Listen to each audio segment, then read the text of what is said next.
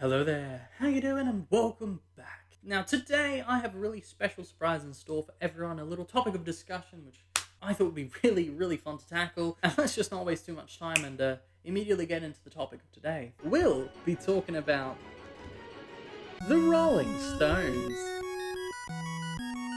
Get it?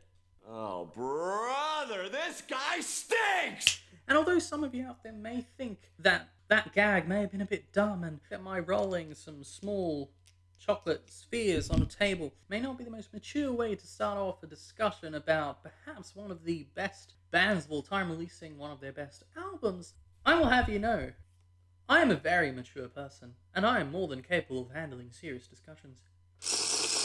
Alright, dumb shit aside, grab your coffee, let's get strapped in and caffeine up, if you will.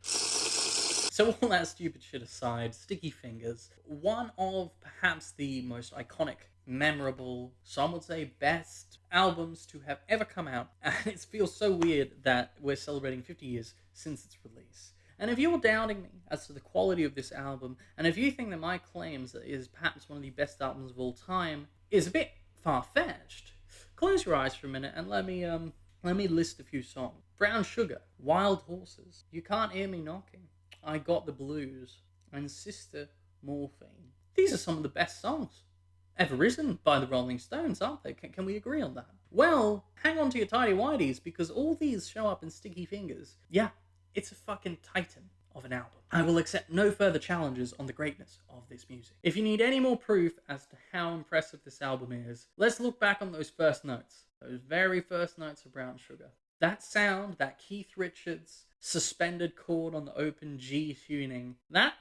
I'm not saying that's where it came from, but that's definitely how it came to stick around in people's heads for the past 50 years.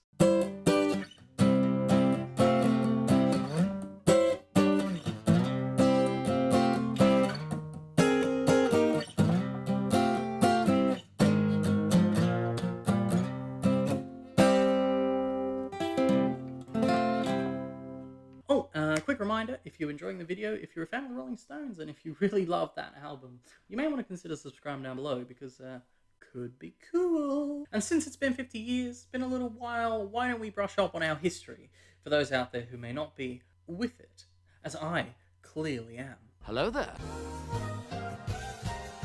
So Sticky Fingers comes out in 1971, capping off a 3-year stretch of music production on the Rolling Stones side of things, which in my opinion is of such high quality, which is one of the few stretches of musical continuity capable of challenging the entire run of the Jimi Hendrix Experience, the 5 years in which Led Zeppelin debuted and got to the point where they were ready to release Led Zeppelin 5, and more or less 6, depending on how you want to stretch that time, and the classic period of Stevie Wonder. And it's really quite remarkable to think of the impact that this album has had on all the acts and all the bands and all the people who followed ever since. Which is why I hold all the releases that have come out in that 3-year span to be at such a high quality to compete with those magnificent artists I mentioned just before. In that 3-year span between the release of Aftermath and the release of Sticky Fingers,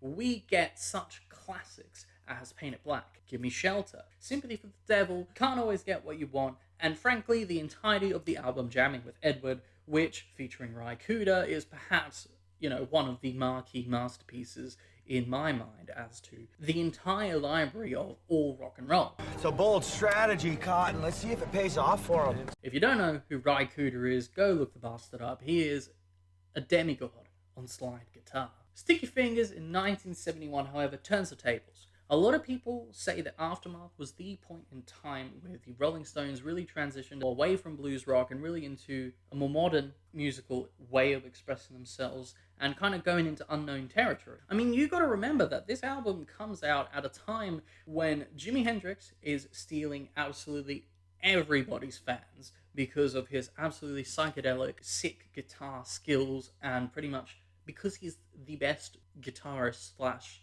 possibly musician of all time.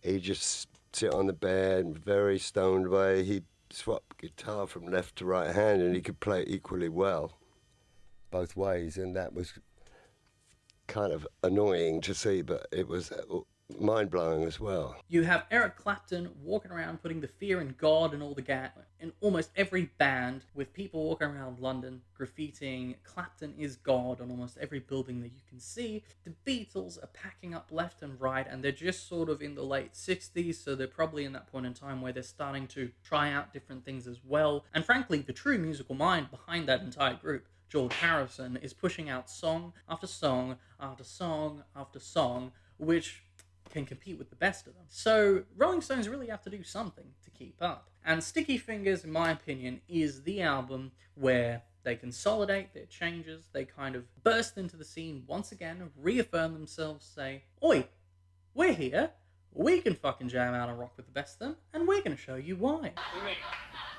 You ignorant slut. In Sticky Fingers, we get such songs as Brown Sugar, Wild Horses, You Can't Hear Me Knocking, which I'm a very big fan of. Tried to learn that one by ear, if you're interested.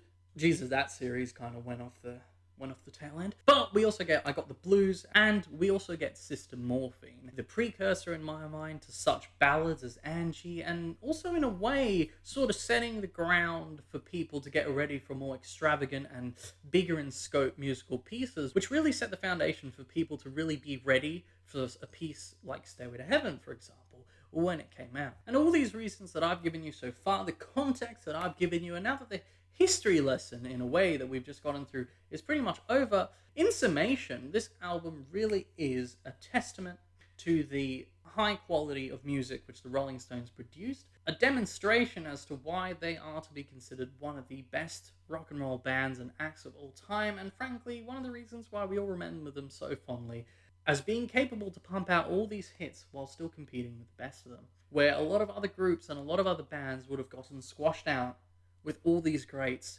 circling around and munching up all their fans. And at the end of the video here at this point, I really hope that this quick history lesson, this quick little stroll down memory lane, really serves what I hoped it did, which is using the 50th anniversary of this album to really look back and think, holy shit, one of the best albums of all time to possibly revolutionize the direction of rock and roll coming out for years and years to come, came out 50 years ago. And if you think that that's a little bit far-fetched, and if you think that the impact on this album is not as strong as it should be, let me just remind you that Jimmy Page, for example, who a lot of people think within his work with Led Zeppelin really pioneered metal and a lot of genres of alt-rock, kind of straying away from blues rock in a way. Let me just remind you, a few years before he did all that, he was writing songs, he was a session musician, he was helping out bands like the Rolling Stones, he did Scarlet with Keith Richards and Mick Jagger, which, mind you, I have spoken of, if you want to take a quick look-see. And all that circle of musicians definitely kept an ear open when the Rolling Stones came out with this, because all these different sounds, all these riffs, melodies,